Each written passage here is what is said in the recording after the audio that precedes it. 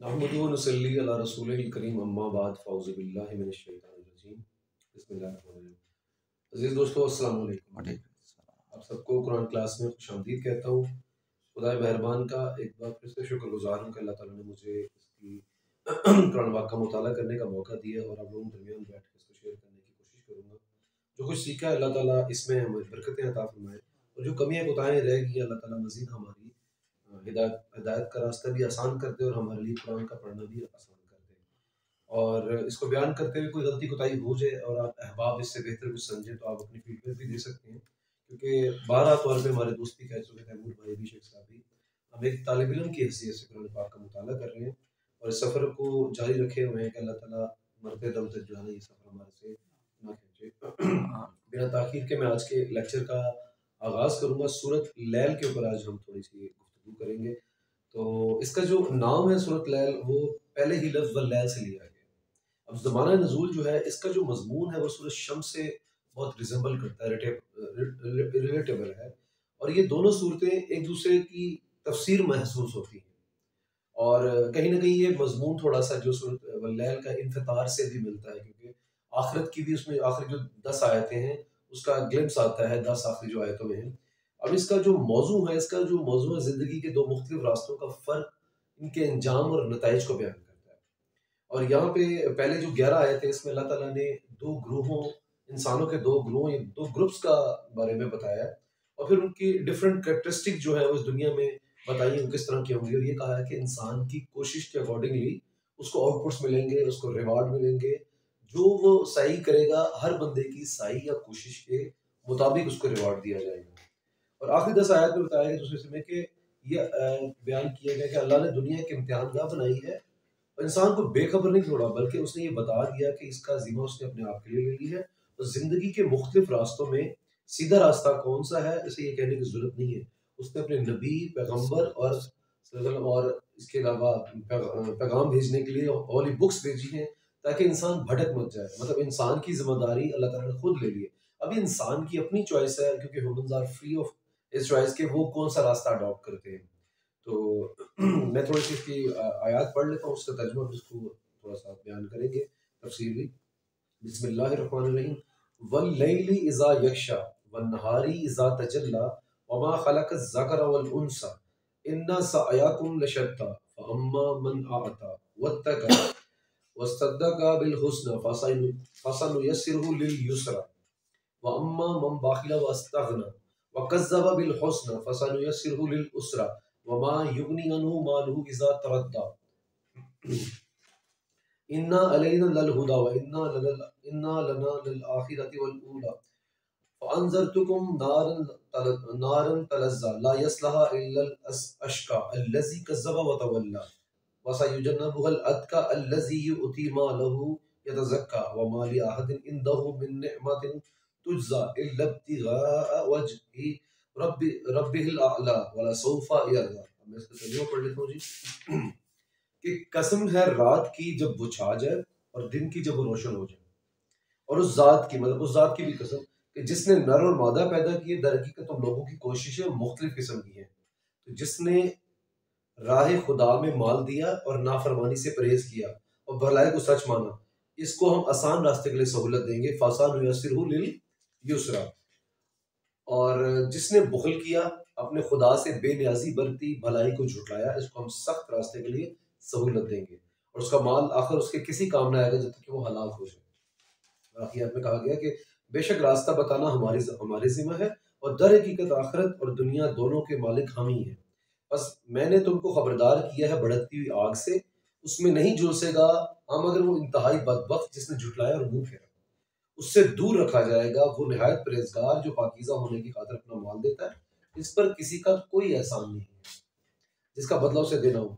वो तो सिर्फ अपने रब की बरतरी की रजा के लिए ये काम करता है, बरतर बरतर की रजा जोई के लिए काम करता है, जरूर वो इससे खुश होगा। अच्छा जी। सूरत वल्लैल का मैंने आयतें पढ़ी और तर्जुमा पढ़ा कि अल्लाह ताला इसमें जो है ना, मैंने कहा कि इसका जो मजमून है और तफसीर है वो सूरज शम्स से बहुत रिलेटेबल है।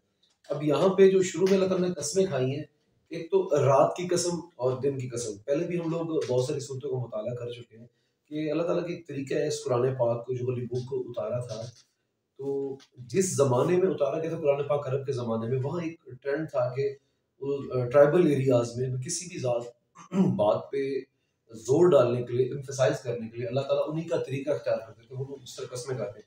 अगर देखा जाए तो आज के दौर में भी आप किसी को अपनी तरफ मुतवज्जो करना हो, या आप चाहते हो कि वो उस बात को बगौर सुने, मुताला करें, तो आप उस या तो आपका साउंड लेवल ऊँचा हो जाता है, या फिर आप उसको कहते हैं कि आप समझ रहे हैं ना, मेरी बात समझ आ रही है ना? समटाइम कस्में भी खाए जाते हैं, स्वर ऑफ गॉड। ये चीज़ें बताती हैं कि आप किसी की तवज्जो हासिल करने के लिए, या उस बात की इम्पोर्टेंस को बताने के लिए अल्लाह ताला ये तरीका इस्तेमाल करते थे कि कसम है रात की कि जब वो छा जाए, और दिन की जब वो रोशन चमक जाए। ठीक है? ये 2 डिफरेंट पहलू दिखाएँगे कि दिन का आपको कभी भी अंदाज़ा ना होता जब अगर रात ना होती।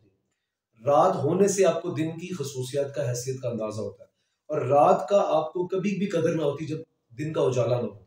ठीक है? तो ये वो 2 चीज़ें, इसी तरह नर और मादा के मुतालिक कहा गया, अल्लाह ताला जो डिफरेंट जेंडर्स पैदा किए हैं, वो इसी तरह से बताया गया कि जिस तरह दिन से रात मुख्तलिफ है, नर और जेंडर जो तौलीदी निज़ाम अल्लाह ताला ने बनाया है इंसान का बका का, जिसको हम प्रिजर्वेशन ऑफ स्पीशीज कहते हैं, वो डिफरेंट जो है अल्लाह ताला ने बनाया। वो इसी एग्जाम्पल को कोट करते हुए कहा कि रात की भी कसम है जब वो छा जाए, और दिन की जब वो रोशन हो जाए।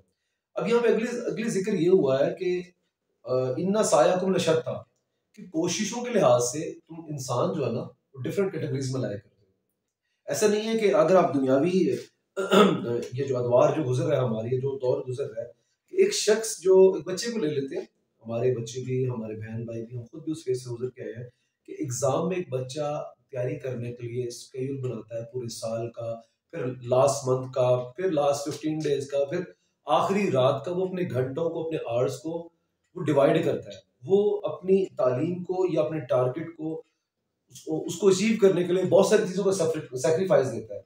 मतलब वो अपनी नींद का भी सैक्रिफाइस देता है, वो अपनी खेल का भी देता है। उसने डिवाइड किया होता है, वक़्त को इस तरह से तक़सीम करता है कि वो अपने टारगेट को अचीव कर ले।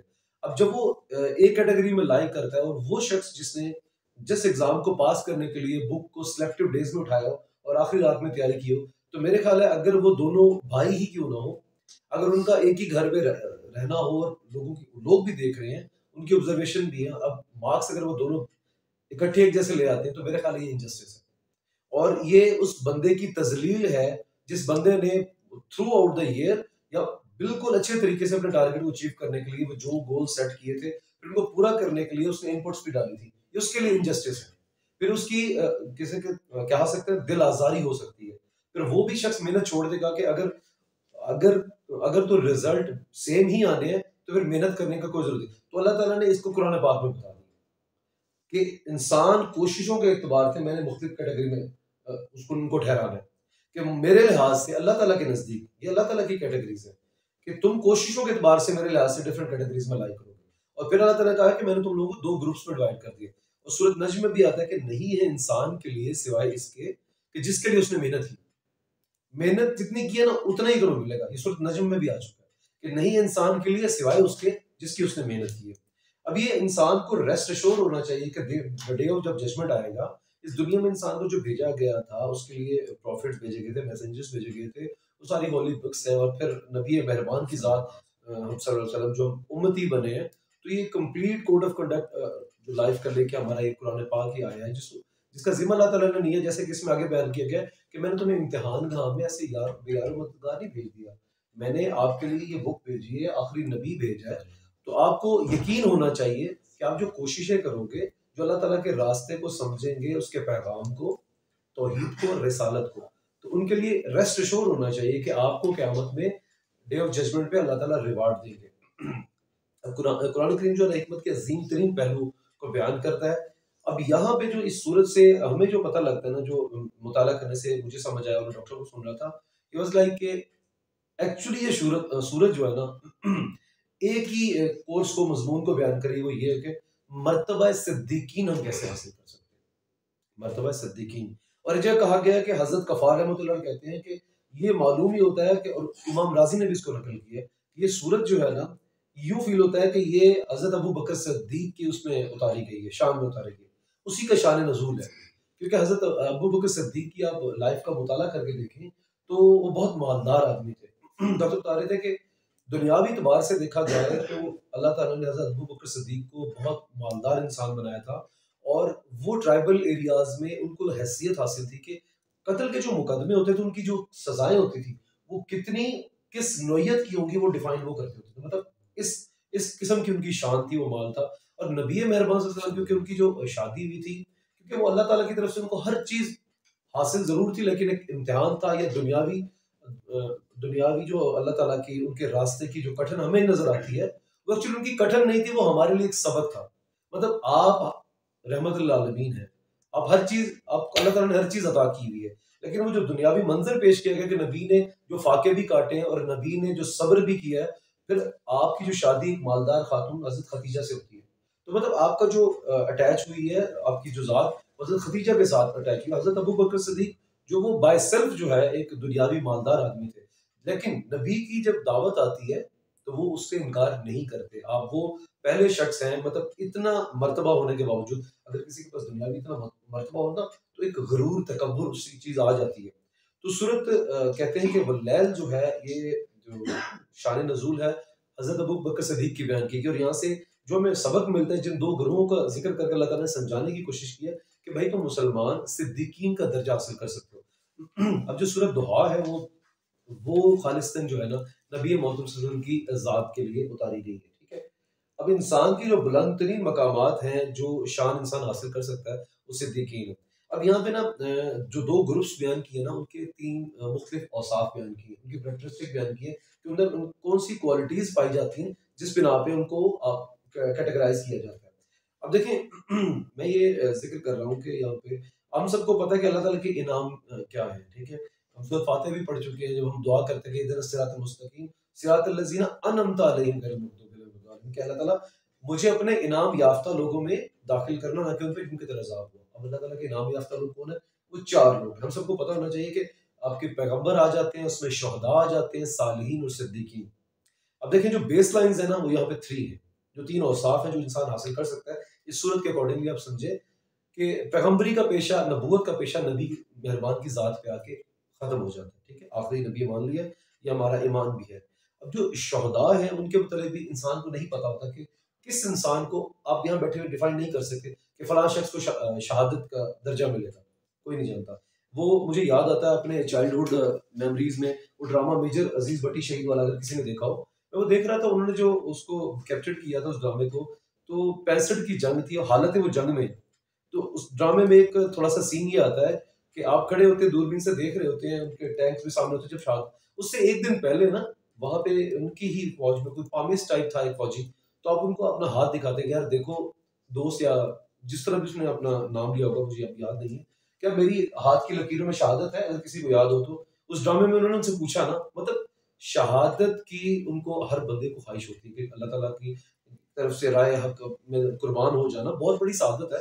अब वो हालत जंग में, 65 की जंगे आजादी के लिए वो लड़ रहे हैं, but he was not sure कि वो शहीद होंगे कि नहीं, ही वॉज नॉट श्योर। तो मतलब पैगंबरी का पेशा भी खत्म हो गया। शहादत को आप हालत जंग में भी हो, आप शायद गाजी बन के लौटे, आपको नहीं पता कि आप शहीद बनेंगे। तो बेस लाइन्स में से बाकी दो बेस लाइन्स बचती है, एक सालिहीन और सिद्दीकीन। तकवा और परहेजगारी इख्तियार करेंगे, आप सालिहीन में दाखिल हो जाएंगे। सिद्दीकीन मतलब देखें कि अल्लाह ताला, अब सिद्दीकीन को यहाँ पे थोड़ा सा मैं डिफाइन कर लूं कि अबू बकर सिद्दीक का जिक्र इसलिए किया गया कि जितने मालदार थे, अब उनका वो दौर याद करें, उन्होंने कितना अल्लाह ताला की राह हक में माल खर्च किया है। और उसके अलावा हज़रत उस्मान का भी जिक्र आता है, मतलब इन दोनों से भी ये रिलेट की जा सकती है सूरत। और दूसरा जो है कि उन्होंने वो जो कनीज़ें, वो जो गुलाम थे, वो जो आज़ाद करवाना, मतलब उस तरह का एहसास उनके अंदर पैदा हो कि अल्लाह ताला के माल को अल्लाह ताला की राह में खर्च करना, अल्लाह ताला के लोगों पे खर्च करना, जब ज़रूरत पड़ी इस्लाम को, तो वो बढ़ के आगे आए। तो ये जो सिद्दीकीन का लेवल है ना, तो आप इसके मकाम, आप इसके फॉलोअर्स बन सकते हैं, इस मकाम तक पहुंच सकते हैं। तो आगे चलते हैं। अब जो यहाँ पे जिक्र किया गया कि जो तीन औसाफ है, एक ये कि इंसान अगर अपना माल राह हक में खर्च कर दे। मैंने ये आयतें पढ़ ली हैं, मैं अब इनका जो है ना तर्जुमा बयान कर रहा हूँ, साथ में तफसीर भी बयान कर रहा हूँ कि अल्लाह ताला ने दिन और रात की कस्में खाकर फिर बताया कि डिफरेंट पोशियों वाले लोगों की डिफरेंट रिवार्ड्स होंगे। फिर आगे बताया जा रहा है कि अब यहाँ पे एक लफ्ज आया था, फासन युसिरहु लिल युसरा, फासन युसिरहु लिल युसरा, कि रास्ता आसान कर दिया जाएगा, तहसीर कर दिया जाएगा उनके लिए कि जो अल्लाह ताला की राह में माल खर्च करते होंगे। तकवा करते होंगे। और तीसरा औसाफ जो हमने यहाँ पे याद रखना है, जो क्वालिटी बताएगी वो ये है कि वो तस्दीक बिल हुस्ना करते हो। तस्दीक बिल हुस्ना क्या है कि मतलब हक बात को हक कहना है और गलत बात को गलत कहना है। अब वो हजरत इमाम हुसैन की भी आप लाइव उठा के देख लें कि उन्होंने आप उसके यजीद के हाथ पे बैत नहीं लिया, ठीक है। तो इस तरह आप देखें ना कि आप वो लाइव उठाकर देखें, नबी के घराने की हो, साहबा की हो, तबा ताबीन की हो, हमें यही मैसेज मिलता है कि जुल्मत के खिलाफ जो है ना, हक से ही आप जो है ना लकीर खींच सकते हैं। अब देखिए शराब हराम है तो वो हराम है, वो किसी भी सूरत हलाल नहीं हो सकती, ठीक है। अब देखिए गीबत के मुतालिक आपको कहा गया है, झूठ है, जिस चीज से अल्लाह ताला ने मना फरमा दिया है, उस सूरत हुजरात में भी है कि जिन जो अल्लाह उसके नबी ने तुम्हारे लिए रास्ता मुख्तस कर दिया है, बस उसी रास्ते में चलना है, और जिस चीज से मना फरमा दिया तो आप लोग रुक जाओ। तो फिर इसी को तस्दीक बिल हुस्न कहते हैं। जो इस पे उतरेगा तो वो सिद्दीकीन के दर्जे को फायज हो जाएगा। अब आगे बताया गया, हाँ, वम्मा मम बाखिला वस्तगना, कि जिसने बुखल किया और बेनियाजी बरती, व कज़्ज़बा बिल हुस्ना, और बेनियाजी बरती और झुठलाया, मतलब अपनी आंखों के सामने देखने के बावजूद भी झुठला दिया, तो वो दूसरी कैटेगरी में फॉल करेगा। तो जो तीन औसाफ अल्लाह ताला का इंसान के अंदर मौजूद होने चाहिए ना, तो वो फिर दूसरी कैटेगरी में अल्लाह ताला माल दे, वो बुखल करे, वो यतीम का हिस्सा ना दे, वो ज़कात ना दे, वो खैरात ना दे, वो दिल आजारियां करे, वो मतलब लोगों का हक मारे, वो जिस तरीके से बाय हुक और क्रुक उसने रूल करना है, उसको माल हासिल करना है, उसको मल्टीप्लायर लगाना है, उसके लिए कोई रास्ता गलत भी है तो उसने अपना माल बढ़ाना है, उसको सिर्फ अपनी जात से प्यार है, अपने माल से प्यार है। तो वो माल जन जर जिसके कहा गया ना कि वो लास्ट टाइम जो लेक्चर हमने पढ़ा था, अल्लाह को मुत्तकासुर, कि कसरत ने तुम्हें गाफिल कर दिया, ठीक है। अल्लाह को मुत्तकासुर हत्ता जुर्तुमुल मकाबir, यहाँ तक कि तुम मतलब ये तुम्हें कब्र तक लहद तक ले जाएगा। और फिर नबी सल्लल्लाहु अलैहि वसल्लम ने फरमाया कि मैं ये देखता हूँ कि अगर इंसान को सोने से भरी हुई दो वादियां भी दे दोगे तो वो तीसरी की तलब करेगा। तो ये इस इंसान के अंदर पाई जाती है, लेकिन इसको क्या करना है आपने, आपके जो इनर रिस्ट्रेन है, जो अपना इखलाकी हिस्स है, आपको उसके ऊपर कंट्रोल होना चाहिए। आपका जो नफ्से अमारा के ऊपर नफ्से लवामा का कंट्रोल होना चाहिए। आप लोगों को लेक्चर लास्ट याद हो कि जो मैंने नफ्स की तीन बातें यहाँ पे बताई थी, डॉक्टर साहब कह रहे थे कि नफ्स भी तीन किस्म का होता है। अब यहाँ पे कहा जा रहा है कि वो बुखल करेगा, बेनियाजी बरतेगा, और इसको हम सख्त रास्ते के लिए सहूलत देंगे। अब जो इस तरह का काम करेगा ना, अपने नफ्स अम्मारा की जो ख्वाहिशात, नफ्स अम्मारा वो है जो आपको हमेशा बदी की तरफ रागिब करता है, उसमें सिर्फ और सिर्फ आपकी अपनी जात, आप सेल्फिश हो जाते हैं, आपको अपने सिवा, अपने फायदे के सिवा किसी का फायदा नहीं देखता। यतीम का माल गबन कर रहे हैं आप, ज़कात नहीं दे रहे, आप एहसास नहीं कर रहे। अभी मैं थोड़ी देर पहले अपने एक दोस्त अरसलान नवीद है उनका नाम, उनकी वीडियो सुन रहा था, बड़ी खूबसूरत बात कर रहे थे। उन्होंने एक लिहाफ प्रोजेक्ट के नाम से एक चलाया, मुझे फेसबुक पर उनका आया। देखिए एहसास है, इस सर्दी में हमें अल्लाह ताला ने गर्म कपड़े भी दिए हुए हैं, हम शॉल्स भी लेके बैठे हैं, मेरे सामने अहबाब बैठे हैं, आप लोग कवर्ड भी हो, ब्लैंकेट्स भी हमारे पास अवेलेबल है। इस लिहाफ को अगर सिर्फ छोटी सी चीज हमें लगती है ना, लिहाफ ले रहा हूँ, क्योंकि हमारे पास जो चीज अवेलेबल होती है ना, हमें कदर नहीं होती। कहते हैं उस दोस्त ने कहा है कि आप लोग उनका सोचिए कि वो जो शापरों को ओढ़ कर अपना लिहाफ बनाते हैं और सड़क के किनारे जो है ना रात गुजर बसर कर देते हैं, वो लोग हमारी जिम्मेदारी है। अगर खलीफा राशिदीन हज़रत उमर फारूक से वादी फरात के किनारे कुत्ते के फौत होने का वो समझते हैं ना कि मैं जिम्मेदार हूँ, तो फिर हम उन्हीं के फॉलोअर्स हैं। हम नबी के साहबा किराम के भी फॉलोअर्स हैं, हम तबा ताबीन के भी फॉलोअर्स हैं कि देखें उन्होंने किस तरह की लाइफ गुजारी है। तो फिर अगर आप बुखल करेंगे, अगर आप गरीब का अगर आप एहसास नहीं रखेंगे, तो फिर अल्लाह ताला ने कहा कि वहां कहा था कि फासा नुयस्सिरु लिल युस्रा, यहाँ पे अल्लाह ताला ने ये कहा कि फासा नुयस्सिरु लिल उसरा, फिर आपके लिए मैंने कौन सा रास्ता आसान कर देना, जहन्नम का रास्ता। अल्लाह ताला कहते हैं अगर कोई बंदा इस रास्ते पे चल पड़े ना, तो फिर मैंने उसके उसी का रास्ता आसान कर देना। फिर सुम्मुन बुकमुन फहुम ला यरजिऊन, फिर जब कहा कि जो लोग इस तरह का तर्ज अमल इख्तियार करते हैं ना, तो it seals the fate of human who adopt इस्तगना। अब एक है तकवा और एक है इस्तगना। इस्तगना ये है कि आप बेपरवाही से आपका जो दिल करे जिस तरह से हासिल करना है, वो जैसे डॉक्टर साहब ने कहा बाय हुक और बाय क्रुक आपने हासिल करना है, आपको कोई फिक्र नहीं है। तो अल्लाह ताला आगे ये भी बता रहा है, इसकी सजा भी बता रहा है कि वमा युगनी अनहु मालु इज़ा तरदा, इसका माल आखिर उसके किसी काम ना आएगा जब तक कि वो हलाक ना हो जाए। तो ये कहा कि सूरत शम्स की भी इसमें आगे ही एक ग्लिम्स आ गया कि अल्लाह ताला ने जिस तरह से स्टार्ट किया, और इन्फतार के जिस तरह आखिरत के उस पहलू को बताया गया कि अगर आप माल की मोहब्बत में लग जाओगे तो फिर आपका क्या है, हलाकत का रास्ता है। अब आगे कहा गया इन्ना अलैना लल हुदा, कि आगे जो कि बेशक रास्ता बताना हमारी जिम्मेदारी है। अल्लाह ताला ने ये बारहा तौर पे कह दिया है कि मैंने इंसान को बेयारो मददगार इस दुनिया में नहीं भेजा, दर हकीकत आखिरत और दुनिया दोनों के मालिक हम ही हैं। बेशक वो बेस्ट क्रिएटर है, हम बेहतर सोच सकते हैं, वो बेहतरीन सोच सकता है। तो हमें एक तो तकवा होना चाहिए अल्लाह ताला के ऊपर, हमारा तवक्कुल जिस कदर स्ट्रांग होगा, हमारा फेथ जिस कदर स्ट्रांग होगा, तो हमें यकीनन मुहक्कम होना चाहिए कि अल्लाह ताला ने इस दुनिया में अगर हमें भेजा है, और अगर हम किसी चीज़ की तलब करते हैं और हमें नहीं मिलती, तो हम रेस्ट एश्योर हो जाएं कि इसका रिवार्ड हमें, आउटकम इसका रिवार्ड हमें द डे ऑफ जजमेंट अल्लाह ताला ज़रूर दे देंगे। आगे कहा कि बस मैंने तुमको खबरदार कर दिया भड़कती हुई आग से। अब थोड़ा सा वापस आते हैं, भड़कती हुई आग में एक बात याद आई। अभी जो 3 औसाफ मैंने बताए थे कि माल अल्लाह ताला दे तो उसकी राह में खर्च करो, तकवा। तीसरा था तस्दीक बिल हुस्ना। ये 3 चीजें बताई हैं। अब यहाँ पे बताया जा रहा है कि एग्जांपल मुझे याद आ गई भड़कती हुई आग से ना, कि हजरत अबू तालिब जो है ना, हजरत अबू तालिब, उनके मुतालिक कहा गया उनको हल्का, नबी ने कहा कि इनको हल्का तरीन निजाम मिलेगा। उन्होंने कुरैश से 10 साल तक आपकी आड़ बने रहे, नबी वसल्लम को प्रोटेक्शन भी दिए। उन्होंने वो बहुत मालदार आदमी थे, उनमें बुखल भी नहीं था। मतलब ऐसा भी नहीं था कि वो किसी का माल गबन कर रहे थे, किसी के एहसासात को ज़ुल्म देते थे। वो कहते थे नबी मेहरबान सल्लल्लाहु अलैहि वसल्लम, मैं जानता हूँ कि तुम्हारा दीन बरहक है, लेकिन मैं क्या करूं कि यहाँ की औरतें कहेंगी कि अबू तालिब जो है ना वो डर गया है, और मैं, मेरी बड़ी बेइज्जती होगी, तो मैं जो है ना तुम्हारा दीन हक होने के बावजूद अडॉप्ट नहीं कर सकता। ठीक है। अब ये एग्जांपल ये है कि अगर आप में 2 चीजें पाई जाती हैं, माल अल्लाह के राह में खर्च कर रहे हो, तो तकबर भी कर रहे हो, जुल्म नहीं कर रहे, लेकिन तीसरी चीज क्या है कि आप तीसरी कैटेगरी पे फॉलो नहीं करते, तस्दीक बिल हुस्ना नहीं कर रहे आप। मतलब आपकी आंखों के सामने एक चीज है, आप नेकी और बदी का फर्क जानने के बावजूद भी सिर्फ अपने वो जो है ना इनर इनर सेल्फ की प्रोडक्शन के लिए कि नहीं यार, मतलब लोग क्या कहेंगे, जमाना क्या कहेगा, आप उसका इकरार नहीं करते। एक तस्दीक बिल कल्ब, और फिर उसको तस्दीक बिल लिसान भी होना चाहिए ना। आपने कल्ब में मान लिया तो फिर आप, अल्लाह ताला का दीन हक है, आपको उसमें उससे स्ट्रेंथ मिलती है, आपको आके बरबला कहना चाहिए कि दीन ये बरहक है, ये नबी बरहक है। उन्होंने तस्दीक बिल लिसान नहीं किया, तो उसके लिए नबी ने कहा हल्का तरीन अज़ाब है। अब बढ़ती आग का जिक्र है तो हल्का तरीन अज़ाब बताया जा रहा है कि अबू तालिब को क़यामत के दिन आग की जूतियां पहनाई जाएंगी। ठीक है। वो जूतियां जो वो पहनेंगे तो उससे उनकी खोपड़ी उबल पड़ेगी। अब ये हल्का तरीन अज़ाब है। या पहले भी सूरत में बता चुके हैं कि अल्लाह ताला ने कुफार के लिए कौन सा अजाब रखा है, अजाब मुल्हिक। शेख साहब ऐसे जी जी अजाब मुल्हिक कि वो दर्दनाक अजाब है। और अब जरा हल्के अजाब को सोच के देखिए कि जिसने माल भी खर्च किया, जिसने जुल्म भी नहीं किया, लेकिन तस्दीक बिल हुस्ना नहीं किया, कि जो गलत है उसको गलत नहीं कहा, जो सच है उसको सच नहीं कहा, कि नबी की जात को उसके मजहब अबू तालिब की कितनी जरूरत थी। और मुतम बिन, मुझे नाम एक मिनट में पढ़ लेता हूँ, यहाँ पे एक और भी नाम बयान किया जा चुका था, मुतम बिन अदी।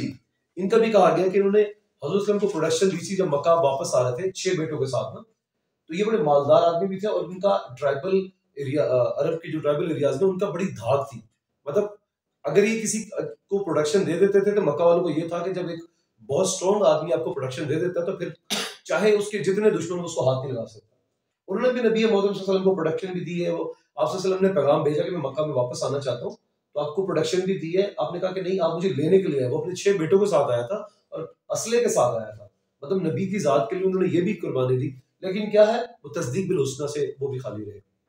तो यहाँ पे 2 बंदों की एग्जांपल, ये जो भड़कती हुई आग का जिक्र आया ना, कि मुझे इससे याद आया कि डॉक्टर साहब बता रहे थे कि अगर आपके अंदर दो औसाफ हैं, 2 कैरेक्टरिस्टिक हैं, तो तीसरी नहीं है, तब भी आप गए। तो यहाँ पे एक शेर उन्होंने बड़ा प्यारा पढ़ा था कि किस्मत की खूबी देखिए कि टूटी कहां पर कमन। किस्मत की खूबी देखिए कि टूटी कहां पर कमन, कि जबकि 2-4 हाथ लबे बांध रह गए। ठीक है। कि देखिए, आप अल्लाह ताला के जो 3 औसाफ अल्लाह ने बयान किए, आप सिद्दीकीन का दर्जा हासिल कर सकते थे। अल्लाह ने इतना माल दिया, आप खर्च भी कर रहे हैं, किसी का यतीम का माल भी नहीं खा रहे, किसी के साथ ज्यादती भी नहीं कर रहे, लेकिन क्या आप तस्दीक बिल हुस्ना से रह गए। तो ख्याल कीजिए कि अल्लाह ताला ने अगर हमें बीइंग अ मुस्लिम यहाँ पे पैदा किए कि जहां पे जुल्म होता देखें, जहां पे देखें गलत बात देखें, आप बोले, वो किसी भी पहलू को। अब देख लें कि हमें इस कुरान पाक को उस दौर तक नहीं रखना, ये तो रहती दुनिया तक हमारे ले जाएगा। अब आपके सामने है कि हमारे इस दौर में कत्ल गलत क्यों है, जुल्म क्यों है, गरीब गरीब से गरीब तर क्यों होता चला जा रहा है, कि लोगों ने तस्दीक बिल हुस्ना करना छोड़ दिए। मैं बारहा तौर पे मेरे वजह से नहीं जाता वो साहिवाल वाले बच्चों का वाकया, कि देखिए इस तरह के बहुत सारे वाकयात होंगे जो कि मतलब उनको जस्टिस नहीं मिला। हमारी अदलिया आजाद नहीं है, हमारी अदलिया आजाद नहीं है, हमारा इस्लामी कवानीन, हमारा जो इस्लाम कॉन्स्टिट्यूशन है उसमें अंदर इस्लामिक रिवाज जो है ना, जो इस्लामिक हमारे यहाँ पे बयान किया जा चुका है, जो फिक्का है वो उसमें नहीं हो रहा, दर्ज नहीं हो रहा, उसको अडॉप्ट नहीं कर पा रहे। अगर हम इस्लामी असूलों के ऊपर जिंदगी गुजारे, मतलब अल्लाह ताला ने हर चीज आसान कर दी है। आज सारे पाकिस्तानी ज़कात देना शुरू कर दें, टैक्स देना शुरू कर दें, मेरा ख्याल है कि आने वाले चंद सालों में हम ढूंढ रहे होंगे कि ज़कात देनी किसको। ये हमारा ईमान होना चाहिए। यही वजूहात है कि आज के दौर में कत्ल गारत है। आप ये देखें कि सुकून नहीं है, इनर पीस नहीं है। कहाँ नजर आता है इनर पीस? कोई मुझे कह सकता है कि मेरे पास इतना माल है और मैं पुरसुकून हूँ? हम सबको खैर भी मांगनी चाहिए। अल्लाह ताला के इंसान के अंदर खैर और शर दोनों के दायात होते हैं, और इंसान को मुझसे खैर मांगनी चाहिए। आगे आगे जिक्र हो रहा है ना, देखेंगे। और इसमें नहीं झुलसेगा, मगर वो इसमें नहीं झुलसेगा। एक तो वो नहीं झुलसेगा कि जिसने हिदायत की, मगर हाँ वो जो इंतहाई बदबख्त जिसने झुटलाया, मतलब हक और सच को देखने के बाद भी झुटलाया, तो वो झुलसेगा। जैसे हज़रत अबू तालिब का जिक्र हुआ कि उनको आग की जूतियां पहनाई जाएंगी और उससे दूर रखा जाएगा वो निहायत परहेज़गार जो पाकिज़ा होने की खातिर अपना माल देता है। तो पहली चीज आप दे दें कि जो आपका माल है ना, वो आपका अपना नहीं है। यहाँ से जो चीज समझ आ रही है ना, सिद्दीकीन का, अगर कहें ना कि सूरत रिलेटेबल हो हज़रत अबू बकर सिद्दीक से, कि ये जो माल है वो आपका अपना नहीं है। इस माल पे अल्लाह ताला ने हक रखा हुआ है। अल्लाह ताला ने हक रखा हुआ है कि आपका रिश्तेदार अगर गरीब है, आपने उसकी भी कफालत करनी है। आपका हमसाया भूखा सो रहा है, आपने उसकी भी कफालत करनी है। आपने गरीब को ज़कात भी देनी है, मिस्कीन का ख्याल भी करना है, आपने खैरात भी देनी है। तो ये जो माल है इसको अपने इस तरह डिवाइड करना है। आपको मंथली जो सैलरी मिलती है, कभी आपने उसमें परसेंटेज निकाली, ये हिस्सा मेरा है ही नहीं। आपको पता लगता है कि जो माल आप खर्च कर देते हो ना, क़यामत में वही माल आपका अपना है। अब आप देख लें अपनी सारी जिंदगी में खर्च कितना किया, कि क़यामत में हमारा माल अपना बनेगा। आपका अपना माल वही है जो आपने अल्लाह की राह में खर्च कर दिया। और अल्लाह ताला कहेगा आपको रेस्ट एश्योर होना चाहिए, जो माल तुम अल्लाह की राह में खर्च करोगे ये रायगा नहीं जाएगा। ये अल्लाह ताला आपको क़यामत के दिन इसका अजर देंगे ही देंगे। और आपने जो सोचा होगा आपकी सोच से ज्यादा बेहतरीन आपको मिलेगा अजर। तो आपने इस पर इसका कोई एहसान नहीं है जिसका बदला उसने देना हो। वो तो सिर्फ अपने रब की रजा और रजा की खातिर ये काम करे। हाँ, अब जो बात वही क्लोज हो रही है सूरत वल-लैल की जो आखिरी आयत आ रही है, कि डॉक्टर साहब कह रहे थे ये मजमून है ना, बेसिकली औसाफ बताकर ये बता रहा है कि इंसान मर्तबा शान सिद्दीकीन की कैसे हासिल कर सकता है। कि देखो बाकी वो सारी चीजें इसलिए बताई गई हैं कि दिन को आपने दिन की खसूसियत को बताने के लिए, या दिन के उजाले की जो भी अल्लाह ताला ने बनाया है वो ब्लेसिंग है हमारे लिए, उसका रात के जरिए हमें पता लगता है। मतलब दो डिफरेंट पहलू होंगे अच्छाई और बुराई का, तो एक समझ आएगी। जैसे आप एक स्टैंडर्ड डिफाइन करते हैं ना, अब उस स्टैंडर्ड के ऊपर, अब जैसे बैठे हुए शिक्षक केमिकल के बंदे हैं, हमने कोई भी टेस्टिंग करनी होती है तो हमारे पास एक स्टैंडर्ड होता है। हम उस स्टैंडर्ड को पैरामीटर बना के ना, उस स्टैंडर्ड के अगेंस्ट जो है ना हम लोग टेस्टिंग करते हैं और रिजल्ट अचीव करते हैं। तो इसी तरह है कि अगर रात ना होती तो दिन का हमें पता ही ना चलता कि अल्लाह ताला ने दिन के अंदर क्या इंसान के लिए ब्लेसिंग रखी है। फबी यही ला रबी को तोसीबान। और अगर रात ना होती तो दिन का ना पता लगता। ऐसे ही कहा जा रहा है कि नेक लोगों की खाली खसूसियत बता दी जाती ना, तो ना समझ आती। बताया गया अगर बुरे लोग अगर ऐसा करेंगे फिर उनका इल्जाम और नताइज जो बताएं, उसी से हमें अंदाजा होना चाहिए कि सिद्दीकीन का दर्जा हासिल करने के लिए असल मकसद ये है कि इंसान जो है कि कैसे वो शान हासिल कर सकता है। बेसलाइंस जो 3 बच गई थी उनमें से 2 कैसे हासिल कर सकता है, सालिहीन कैसे बन सकता है और सिद्दीकीन कैसे बन सकता है। कि सबसे पहली चीज थी कि आपको जो माल मिला है, अब ये जान लें कि वो माल जो है ना वो अल्लाह ताला का माल है, और आपने उसको अल्लाह ताला की राह में खर्च करना है। और जो खर्च करोगे वो आपका असल माल आखिरत में बनेगा। तो इसलिए वो ये जो काम बंदा करेगा और ये रख के करेगा कि मैं सिर्फ अल्लाह ताला की रजा के लिए कर रहा हूँ, और इस पे मैं मतलब मैंने अगर किसी को भी वो XYZ किसी को मैंने जाके वो माल दे दिया, मैं ये मत सोचूं कि मैंने अकबर पे, अली पे, हसन पे, मैंने जिस बंदे को मार दिया मैंने उस पर एहसान किया। नहीं, आपने आपने खुद अपने आप पे एहसान किया। आपने जो इन्वेस्टमेंट की है वो आपका आउटकम आखिर में बनेगा। फिर आखिरी एक बात कहा जा रहा है कि वाला सोफा यरजा, और जरूर उससे अल्लाह ताला खुश होंगे कि जब आप इस तरह से जिंदगी गुसर बसर करेंगे जैसे अल्लाह ताला ने आपको समझाया है, अपने अंबिया भेज के, पैगंबर भेज के, होली बुक के जरिए।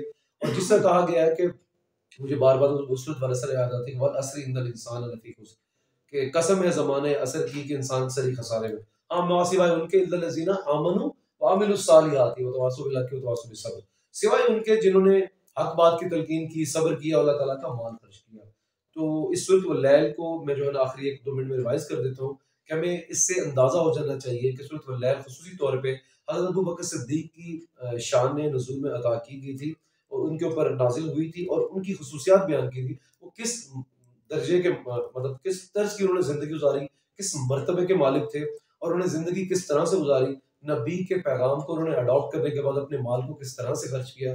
और आज के दौर में भी अगर अल्लाह ताला ने हमें कोई आसानियां पैदा की हैं, हमारे लिए जिंदगी के वो सारे रास्ते आसान कर दिए, तो हमारी भी जिम्मेदारी बनती है वो लोग जो मुस्तहिक हैं हम उन तक वो अल्लाह ताला के माल को भी पहुंचाएं, और इसी तरह ही हमारी आखिरत में बका हो सकती है। वमा अलैना इल्लल बलागुल मुबीन।